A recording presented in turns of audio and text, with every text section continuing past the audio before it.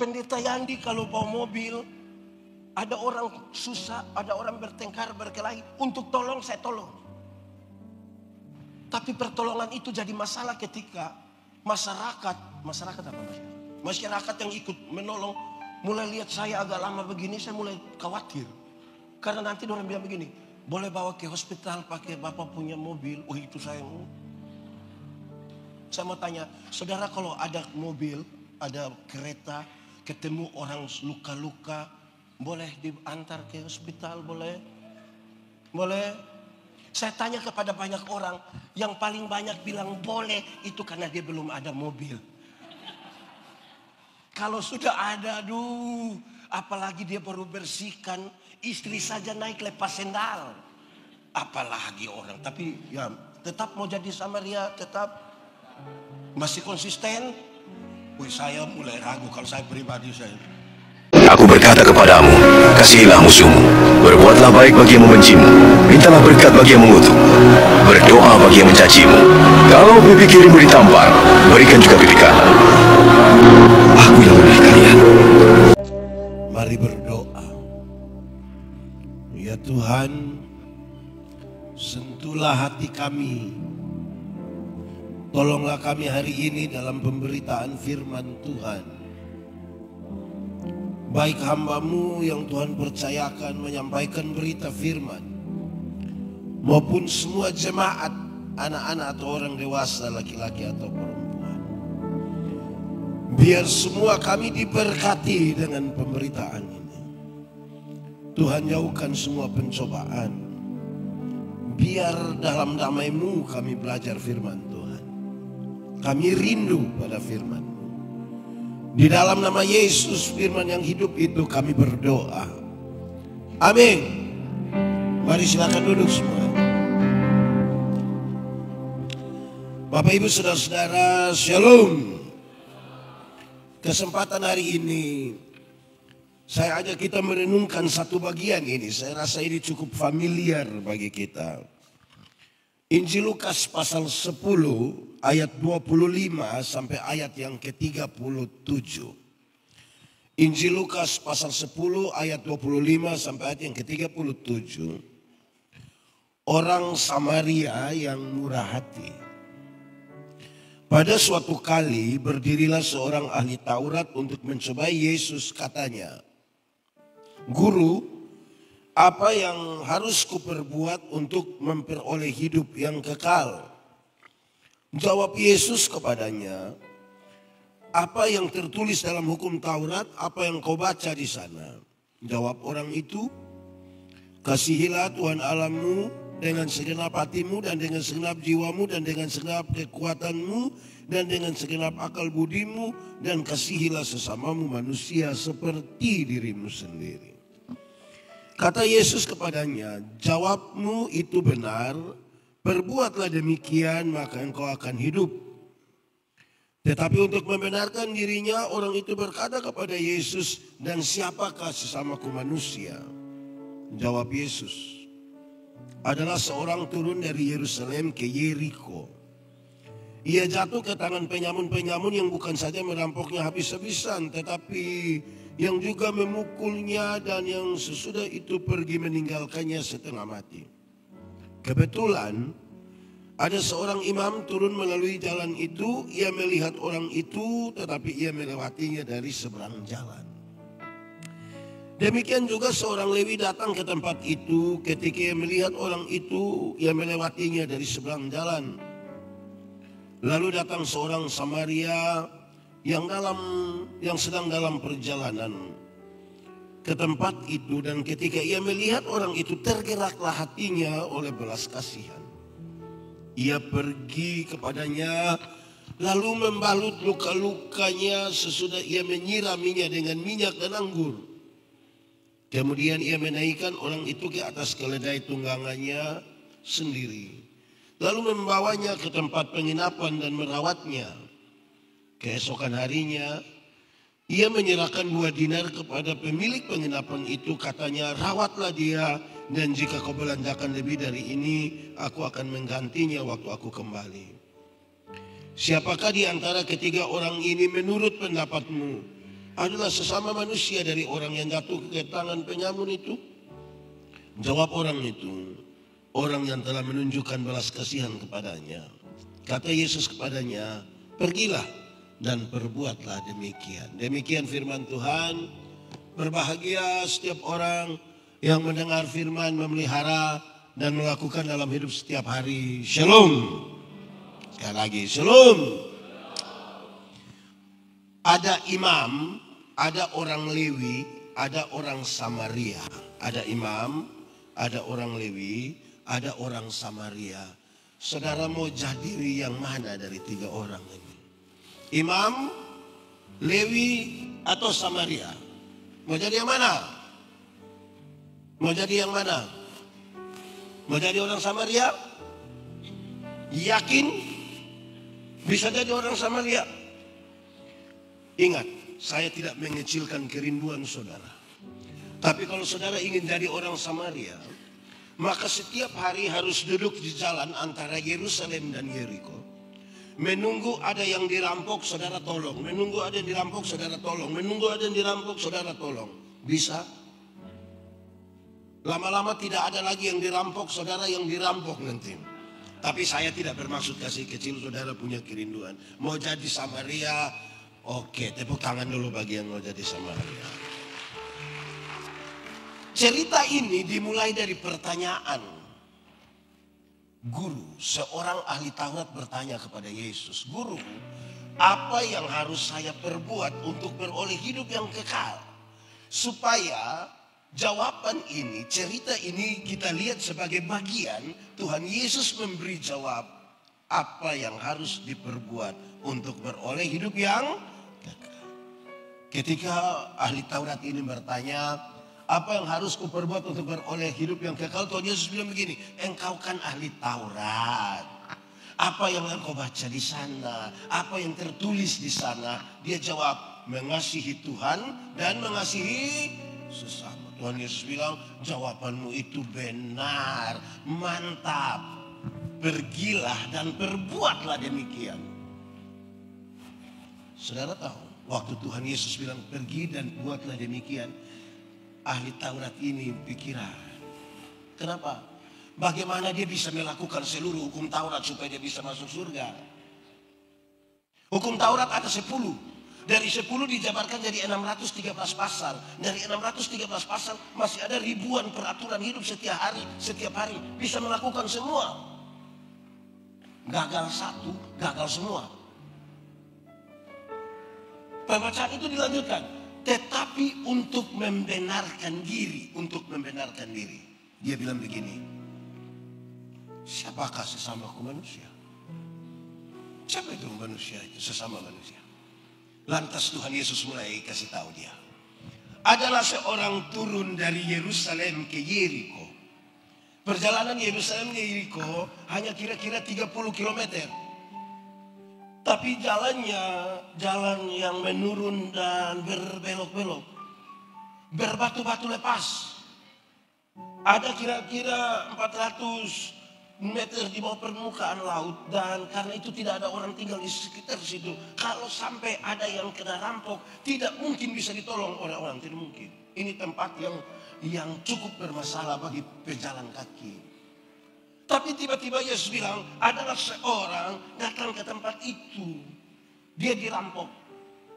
Bukan saja dirampok, tapi dipukul hampir mati, berdarah-darah. Dalam kondisi berdarah-darah hampir mati, dia dikasih tinggal di situ. Lalu datanglah imam. Ini imam tolong atau tidak? Imam ini tolong atau tidak? Tidak. Makanya saudara tidak mau jadi imam itu toh. Imam apa, masa ada orang susah dia tidak tolong? Imam begini tidak bagus. Tapi jangan cepat-cepat dulu. Kenapa? Imam di bait Allah sangat banyak. Ada yang ditabiskan jadi imam, belum bisa melayani karena antrian pelayanannya panjang. Katakanlah ini orang mau pergi pelayanan di bait Allah, tiba-tiba ada orang dirampok. Kalau saudara imam itu, pilih mana? Pilih menolong dia atau pergi ke bait Allah untuk melayani? Pilih mana? Pilih mana? Pilih pelayanan itu atau urus itu orang yang luka-luka itu. Kalau seandainya orang terluka itu disentuh darahnya oleh ini imam, apalagi kalau itu orang sudah mau mati atau mati, maka dia najis. Kalau dia najis dia tidak boleh pelayanan. Sekarang saya mau tanya, pilih mana? Melayani di bait Allah atau urus orang susah itu? Pilih mana? Pilih mana? Santai saja, santai. Saudara jawab tidak apa-apa. Pilih mana? Melayani atau tolong itu? Pilih mana? Kalau pendeta Yandi ya tergantung. Tergantung siapa yang dirampok. Kalau yang dirampok itu janda muda, pasti saya tolong. Saya yakin, saya tahu, saya pasti tolong. Saya yakin. Tapi kalau yang dirampok itu nenek-nenek sudah 70 tahun, pasti saya bilang, nenek, mungkin ini jalan Tuhan sudah nenek. Tapi kalau saudara mau tolong tidak apa-apa ya, tolong itu saudara, bagus itu. Setelah imam itu datanglah orang Lewi. Siapa orang Lewi? Orang Lewi adalah saudara dari para imam. Suku Israel dibagi. Ada satu suku Lewi hanya tugas mengurus bait Allah. Yang mereka tidak punya kebun, mereka tidak bekerja. Mereka urus bait Allah, makan dari yang orang lain kerja itu. Mereka saudara-saudara dari para imam dan pengurus bait Allah. Dia melewati jalan itu dan melihat orang itu di situ. Tolong atau tidak? Dia tolong atau tidak orang Lewi ini? Tidak. Tidak. Makanya saudara juga tidak mau jadi orang Lewi itu toh. Masa orang Lewi kerja di bait Allah, tiap hari pelayanan, dia WL di sini, urus itu, multimedia tidak urus orang.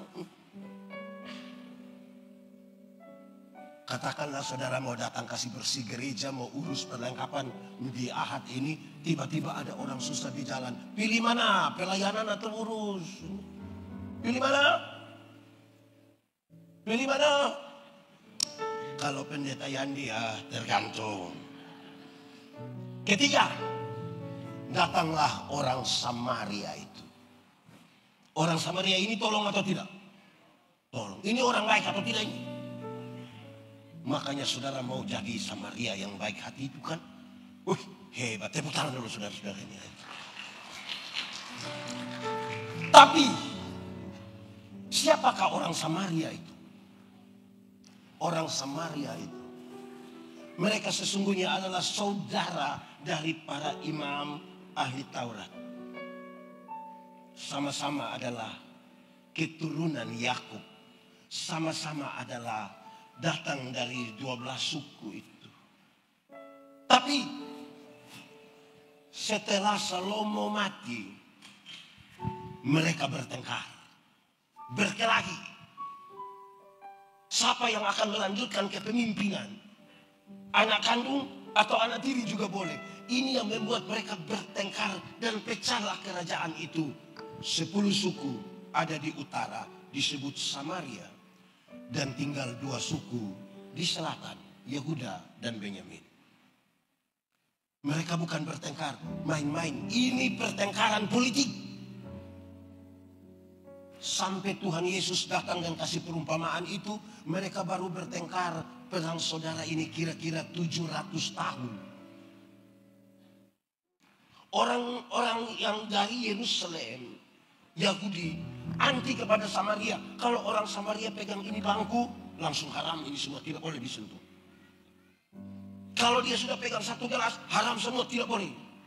Tapi Yesus bilang, dia yang datang untuk menolong. Saya tanya, saudara kalau menolong orang siap untuk dibenci oleh orang lain, siap? Jangan dulu lemah ini hati. Ya, saya rindu saudara tepuk tangan lagi bagi yang mau jadi Samaria, tepuk tangan. Tapi apa yang dilakukan oleh Samaria ini? Ada 7. Ada berapa? 1. Orang Samaria ini membersihkan luka-luka orang itu dengan alkohol, dengan anggur.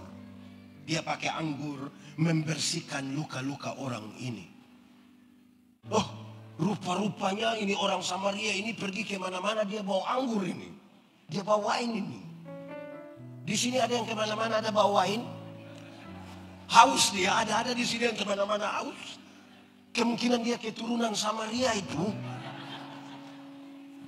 Alkohol yang ada pada anggur itu, pada wine itu diharapkan dapat mematikan kuman-kuman, virus-virus, bakteri-bakteri supaya jangan lagi menyebar infeksi dan lain-lain. Satu apa? Pakai apa? Alkohol. Kedua, dia setelah bersih itu dia taruh minyak pada luka-luka orang itu. Kemungkinan minyak zaitun.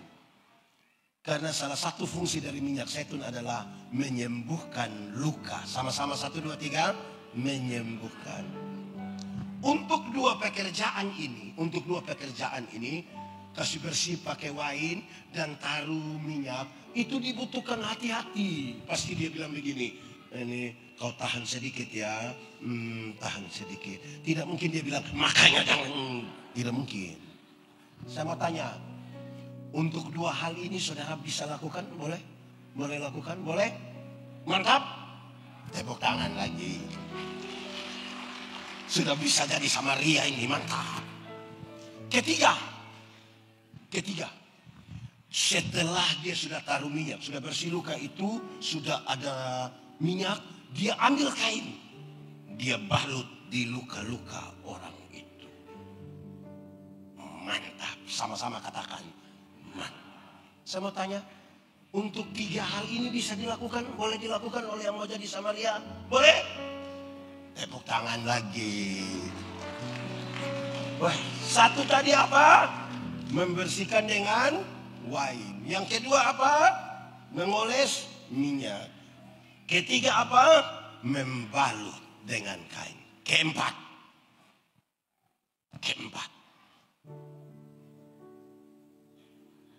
Dia ambil orang itu, muat di atas keledai tunggangannya. Saya merenungkan bagian ini berulang-ulang. Angkat orang ini, muat di atas keledai tunggangannya. Saya mau tanya, dulu sudah ada kendaraan? Double cabin ada dulu? Sedan ada? Pajero Sport ada dulu? Lalu mereka kemana-mana naik apa? Keledai. Berarti ini kendaraannya, ini keretanya. Amin. Sekarang saya mau tanya, saudara jalan dari sini ke Kota Belut, saudara jalan dari sini ke Kinabalu, ketemu orang yang luka-luka di jalan, boleh tolong muat di atas kereta saudara, boleh? Yang tadi mau jadi Samaria masih konsisten? Bisa?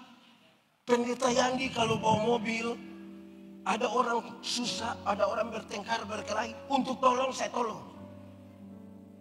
Tapi pertolongan itu jadi masalah ketika masyarakat apa? Masyarakat yang ikut menolong mulai lihat saya agak lama begini, saya mulai khawatir. Karena nanti orang bilang begini, boleh bawa ke hospital pakai bapak punya mobil. Oh itu saya mau. Saya mau tanya, saudara kalau ada mobil, ada kereta, ketemu orang luka-luka, boleh diantar ke hospital, boleh? Boleh? Saya tanya kepada banyak orang, yang paling banyak bilang boleh, itu karena dia belum ada mobil. Kalau sudah ada, aduh, apalagi dia baru bersihkan, istri saja naik lepas sendal. Apalagi orang, tapi ya tetap mau jadi Samaria, tetap masih konsisten. Saya mulai ragu kalau saya pribadi saya. Sudah 4. Pertama tadi apa? Alkohol. Kedua apa? Minyak. Ketiga apa? Balut. Keempat apa? Muat di atas kereta. Kelima, dia bawa orang itu ke rumah penginapan. Sama-sama bawa orang itu ke rumah. Bayangkan sudah tolong, ambil dia bawa ke rumah penginapan. Ada penginapan yang dekat di situ, namanya penginapan apa itu di situ? Yang di bawah itu. Turun dari ini jalan belok begini ada satu penginapan. Nama apa itu penginapan? Nah itu. Boleh saudara ketemu orang susah di jalan, tolong habis taruh dia di penginapan, boleh? Yang Samaria masih boleh. Para Samaria mulai ragu-ragu jadi Samaria. Ya sudah Pak Pendeta, kami jangan Samaria, kami biar orang Sabah saja. Sudah 5. 1 tadi apa? Alkohol. Kedua apa? Yang ketiga apa? Yang keempat apa? Naik kendaraan itu. Kelima apa? Rumah pengen. 6. Dan dia merawat orang itu.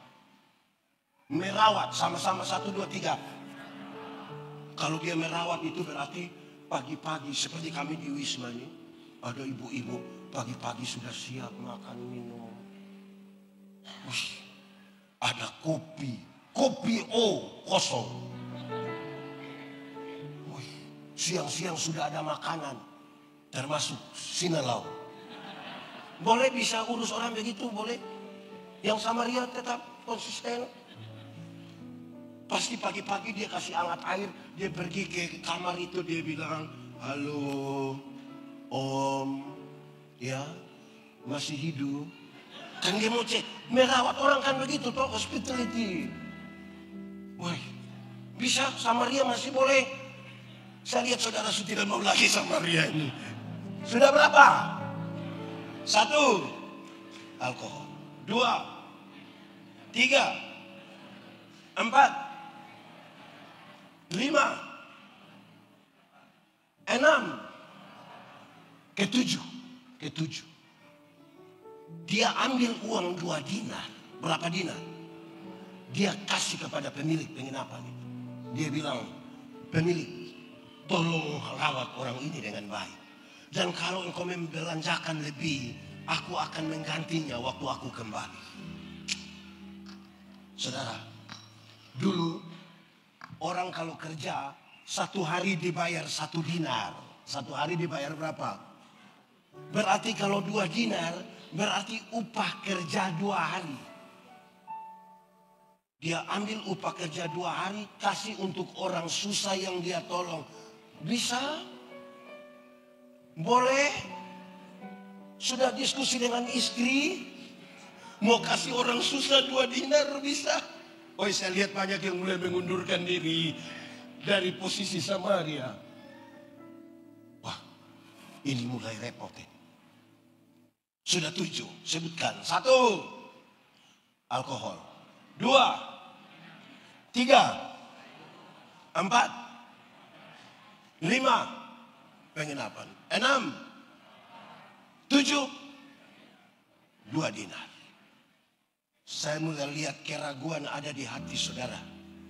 Kenapa? Ini baru 1 orang. Apalagi tiap hari ketemu orang. Boleh urus semua orang?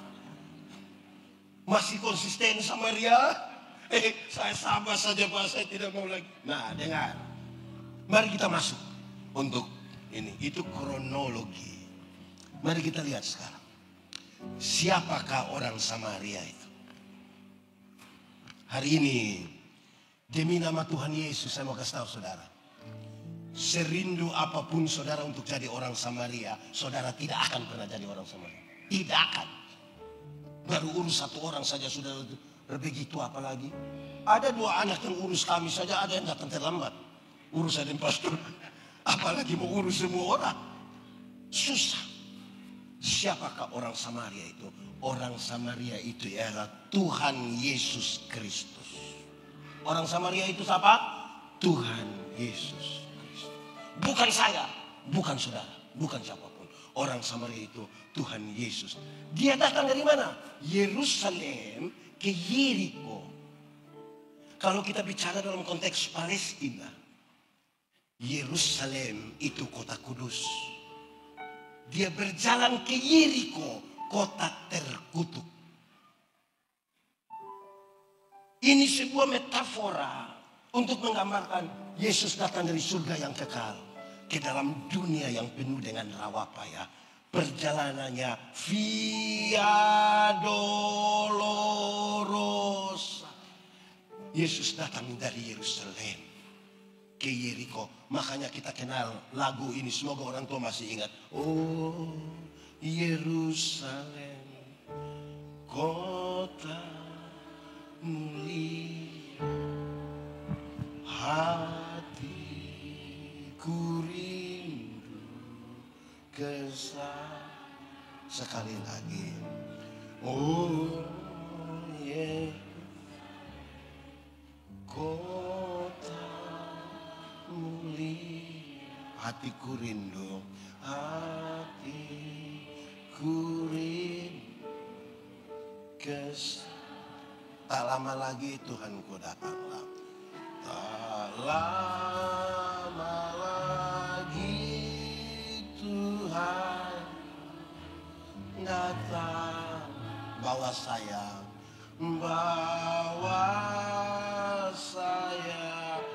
masuk sana.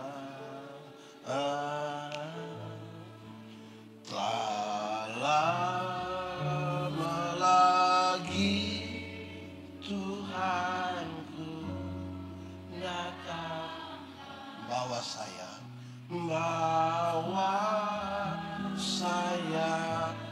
masuk. Yesus itu orang Samaria. Dalam perjalanan dari Yerusalem ke Yeriko, dia ketemu dengan orang yang dirampok dan dipukul hampir mati. Siapakah orang itu? Siapakah orang yang dirampok, dipukul, hampir mati? Orang itu adalah saya. Orang itu pendeta Yani. Orang itu pendeta Aliza. Orang itu kita semua. Kitalah orang-orang yang Tuhan Yesus temukan dalam perjalanan Yerusalem Yeriko. Kita dirampok, dipukul, hampir mati. Kita sudah ini kita ini. Apakah yang merampok kita? Siapa yang merampok kita? Jangan cepat-cepat bilang iblis. Karena mungkin kadang-kadang iblis juga tidak tahu apa-apa. Satu saat iblis minta ketemu Yesus. Iblis bilang, Yesus, ya ketemu dulu. Nah, kenapa? Saya mau berhenti dari iblis. Kenapa? Saya punya pekerjaan ini manusia sudah ambil semua. Aku maksud apa? Iblis, hai Yesus, yang korupsi itu manusia. Uang korupsi juga mereka tidak kasih saya. Yang judi itu, yang togel itu, yang beli-beli itu bukan saya, itu dorang. Itu uang juga tidak kasih saya, tapi dorang bilang itu saya punya pekerjaan. Yang selingkuh itu dorang. Waktu dorang janjian jalan ke kaki gunung Kinabalu itu tidak ajak saya, itu dorang juga sendiri. Tapi dorang bilang itu saya punya pekerjaan. Kalau begini terus saya berhenti saja jadi iblis, biar kasih manusia saja dapat itu. Kita dirampok oleh kerakusan kita. Kita dirampok oleh kejahatan kita, kesalahan kita. Hampir mati di situ, mau mati di situ. Dalam kondisi hampir mati ini, imam tidak bisa tolong. Orang Lewi tidak bisa tolong. Imam dan Lewi itu hanya bisa kasih tunjuk jalan. Saya bicara, ini satu orang tidak suka, tapi sesuka omong begini. Saya bilang, masuk surga itu seperti pergi ke tambat. Tahu tambat? Tidak bisa diwakilkan.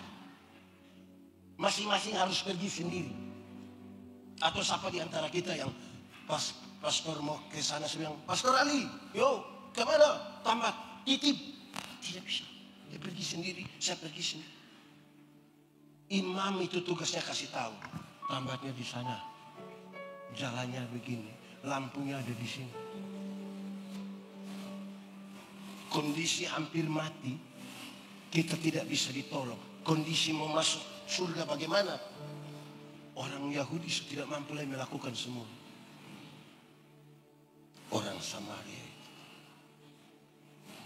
Setelah kita ditolong di tempat itu, oleh bilur-bilurnya kita menjadi sembuh. Amin. Tuhan ambil kita. Dia muat kita di atas keledai tunggangannya. Bayangkan betapa berharganya kita. Tuhan Yesus urus, muat lagi di atas keledai tunggangannya. Dia bawa ke mana? Ke rumah penginapan. Sama-sama 1, 2, 3. Rumah. Apakah rumah penginapan itu? Rumah penginapan itu adalah gereja. Sama-sama 1, 2, 3. Kasih tahu teman di sebelah 1, 2, 3. Jadi orang-orang kita yang tadi sudah dirampok tadi, yang Tuhan sudah tolong di rumah penginapan di jalan Yerusalem Yeriko, dia ambil kita, dia bawa ke gereja, dia titip di gereja. Atau ada yang sudah mau pergi ke surga, dia titip di gereja. Tapi sayang, ada banyak orang yang Tuhan titip di gereja, banyak yang lari dari gereja, banyak yang lari dari rumah penginapan. Ada juga yang Tuhan titip, dia pindah-pindah rumah penginapan. Apalagi ini minggu dia di penginapan, ini besok dia di penginapan itu. Ini orang memang sungguh terlalu. Di sini ada juga yang suka pindah-pindah rumah penginapan.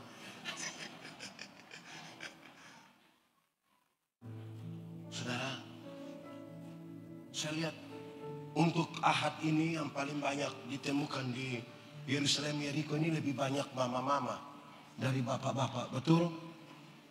Ini lebih banyak mama-mama, ibu-ibu, betul? Ini ibu janda semua? Atau ada? Oh, tidak janda ya? Ya maaf. Ya, saudara, di rumah penginapan itu, pemilik penginapan itu, Tuhan itu ambil uang 2 dinar. Dia kasih di bendahara agung dan wakil. Urus itu orang. Kalau engkau membelanjakan lebih, aku akan menggantinya waktu aku kembali. Poinnya sangat luar biasa. Gereja yang mengurus sehabis-habisnya orang yang Tuhan titipkan kepada gereja itu diberkati. Tapi kalau gereja tidak mengurus orang-orang yang Tuhan titipkan kepadanya, ingat, gereja itu tidak diberkati. Pendeta, ada gereja itu bagus. Dia tidak urus orang tapi kolektornya banyak sekali. Hah? Itu uang banyak tapi tiap hari orang bertengkar. Hanya tagal itu uang. Nanti yang jemaat itu hanya kasih di persembahan 1 minggu 1 ringgit saja, tapi tiap hari hanya curiga bendahara. Karena fokus kita untuk baik di sini ada. Saudara, setelah penjelasan itu, Tuhan Yesus angkat wajahnya, lihat kepada orang ahli Taurat itu. Tuhan Yesus bilang begini, menurut pendapatmu, siapakah sesama manusia dari orang yang ditolong itu? Kan pertanyaan itu jawabannya gampang sekali kan? Pertanyaan itu jawabannya sangat gampang. Tapi saudara tahu kekuatan pertanyaan itu. Kekuatan dari pertanyaan itu adalah dia merusak konstruksi berpikir dari ahli Taurat itu. Ahli Taurat itu dulu berpikir begini. Kami tidak butuh orang lain. Kami tidak butuh Mesias sekalipun. Dengan melakukan ini 10 hukum surga milik kami. Apalagi keselamatan datang dari Yahudi. Sekarang pertanyaan itu mulai mengatakan bahwa kesucian dan kesalehan hidupmu itu hanya kain lapuk. Tidak bisa diandalkan untuk sebuah surga. Kita butuh penebus. Sama-sama 1, 2, 3. Kita butuh penebus. Saya butuh penebus sama-sama. Taruh tangan di dada. Saya butuh penebus.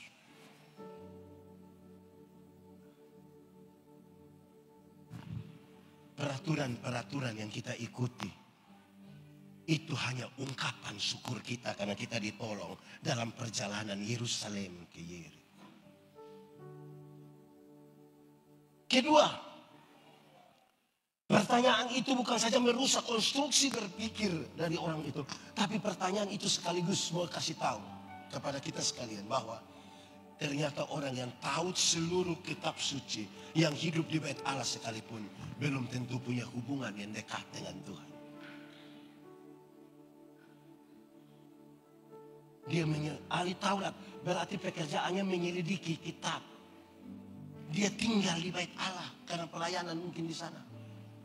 Dekat dengan Tuhan, belum tentu. Setelah dia tahu itu, apa jawabannya? Dia hanya bilang, Yesus hanya bilang, waktu dia, siapakah sesama manusia? Dia bilang, orang yang telah menunjukkan belas kasihannya. Yesus bilang, pergilah dan perbuatlah demikian. Pergilah dan ikutlah cara-cara dari orang yang menolong itu sebagai bentuk ungkapan syukurmu kepada Tuhan. Pergi, saudara. Masih mau jadi Samaria? Saudara lihat sekarang betapa Tuhan itu luar biasa. Amin. Mari tunduk kepala. Aku berkata kepadamu, kasihilah musuhmu, berbuatlah baik bagi yang membencimu, mintalah berkat bagi yang mengutuk, berdoa bagi yang mencacimu. Kalau pipi kirimu ditampar, berikan juga pipi kanan.